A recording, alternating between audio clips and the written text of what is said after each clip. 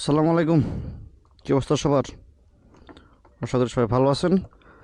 চলেন আজকে যাচ্ছি একটা কাজে। কাজটা কি সেটা যাইতে যাইতে আপনার কাছে শেয়ার করি। বিসমিল্লাহ। এটা হচ্ছে FZ-X। এখন একটা বাইক দেখতে যাচ্ছি, মানে একটা সেকেন্ড হ্যান্ড বাইক দেখতে যাচ্ছি আর কি। বাইকটার মডেলটা হচ্ছে জিক্সার মনোটন, যেটা বর্তমানে বাংলাদেশে সবচেয়ে ডিমান্ডেবল একটা বাইক বলা চলে। মানে সেকেন্ড হ্যান্ড বাইক সবচেয়ে বেশি মানে রিসেল ভ্যালু হচ্ছে জিক্সারের। তো এই জিক্সারটা এখন দেখতে যাচ্ছি, দেখি কেনা যায় কিনা।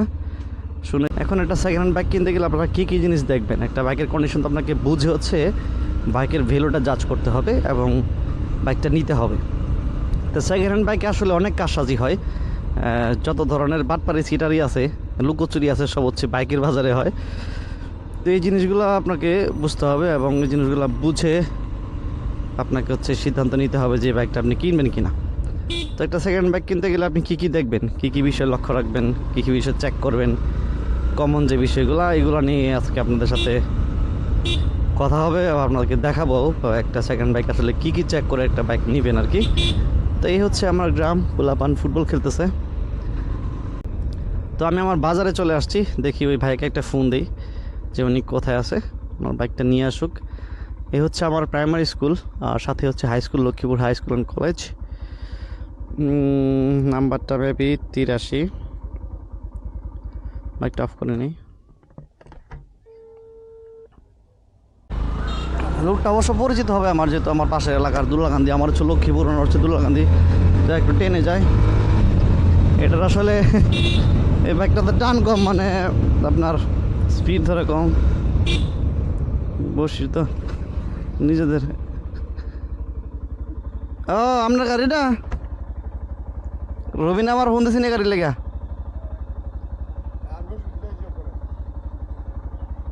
এটা লইছিলেন কইতে? এটা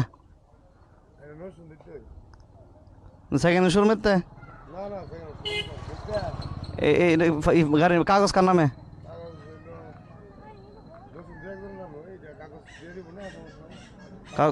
কাগজ কেন ভাল নাই? এত কাগজ কেন এত ভাল নাই? টেক্সট সব আছে। চলছে কত বাইক? 10,000।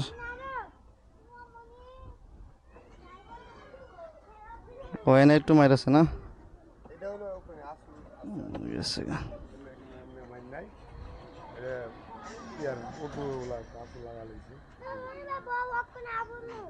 ঢাকা মেট্রো 5টি সিরিয়াল, ফার্স্ট পার্টির না গাড়ি না? গাড়ি চলছে তো। দিয়েছে কাগজে, কাগজ কই?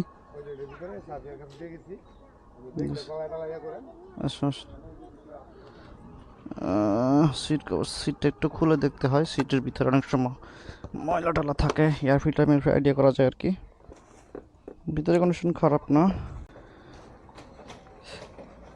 বাকি স্মার্ট কার্ডও আছে না? তো এক্সট্রা 26 সাল পর্যন্ত মেয়াদ আছে। 24, 23, 24, 26 মতো মেয়াদ আছে। আচ্ছা যাই হোক, এটার দাম চান কত? এটার গাড়ির পেপার শোক আছে, বাট হচ্ছে উনি ফার্স্ট ওনার না, এটা একটা ঝামেলা।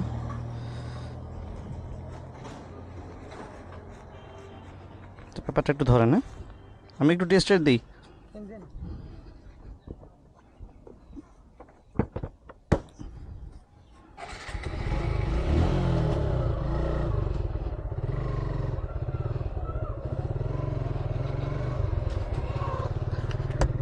বাইকের কন্ডিশন দেখে মনে হয়েছে অরিজিনাল চলছে বাইকটা আর কি।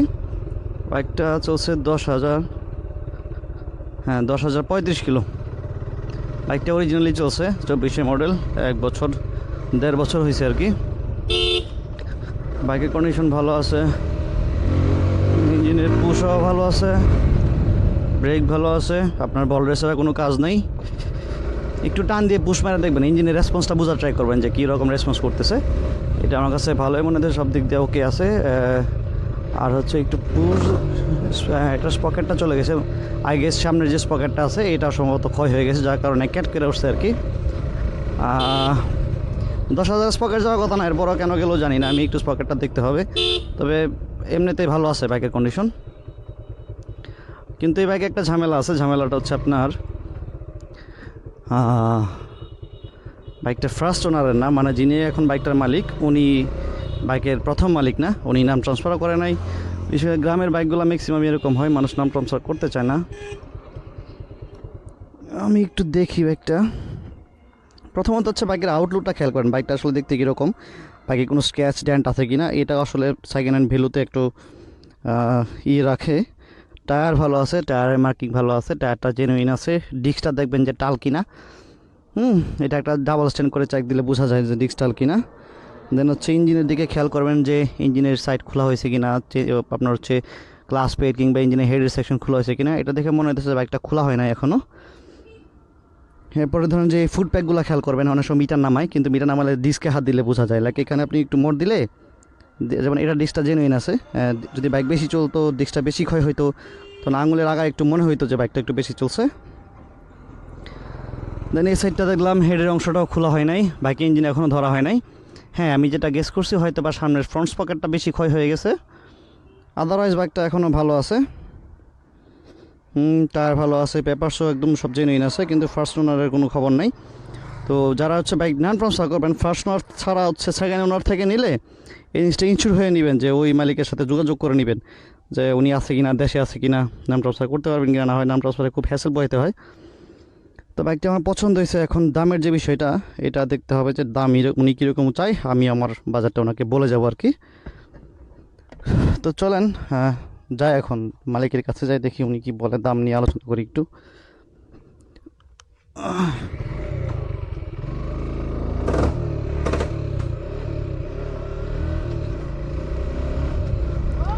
খেট খেট খেট করে আওয়াজ করতেছে, ফ্রন্ট স্পকেটটা একবারে চলে গেছে, যার কারণে পুশ দিলে আসলে স্লিপ করতেছে বারবার।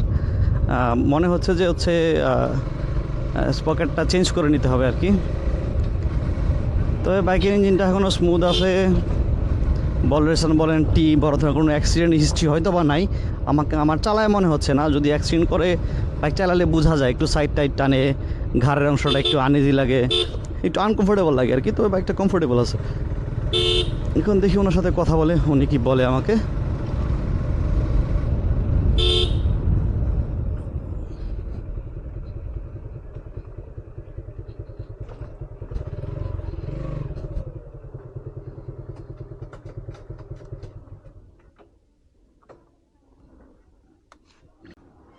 বাইক মোটামুটি পছন্দ হওয়ার মতো। যে সামনে যে স্পকেটটা গেছে সেটা বেশি খরচ হয় না, আপনি অরিজিনাল লাগাইলে হয়তো সব মিলে 200-300 টাকা খরচ হবে। ঠিক আছে, মানে একদম 1,70,000 বলছে, আর কোনো দামাদামি করা যাবে না? তাহলে তো অনেক দাম, 70-এ তো দাম হয়ে যায় গাড়িটা। কিছু কাজ আছে তো, লাইক ওই যে পিছনের এই সাইডটা চেঞ্জ করে ফেলতে হবে। দাগ না, এটা ভালাই তো ভেঙে গেছে, ক্লাম সব ভেঙে গেছে, আর আপনার সামনে স্পকেটটা নষ্ট হয়ে গেছে, গাড়ি টান দিলে ঘেট করে ওঠে আর কি। এখন দামাদামি করতাম না। আচ্ছা ঠিক আছে, আমি একটা দাম বলে চলে যাই। হ্যাঁ, ওনাকে বললেন যে এ দাম হইলে যেটা আমাকে দেয় আর কি। আমি যদি উনি কিটটা চেঞ্জ করে দেয়, এই কিটটা ঠিক করে দেয়, ওনার 65 দিব। হ্যাঁ, বললেন যে ওই কিটটা চেঞ্জ করে দিবেন, উনি 65,000 দিব, ঠিক আছে? হ্যাঁ হ্যাঁ হ্যাঁ, ওনার সাথে কথা বললেন কেমন? আর নাম্বার আছে, নাম্বার বলেন ফোন দিতে।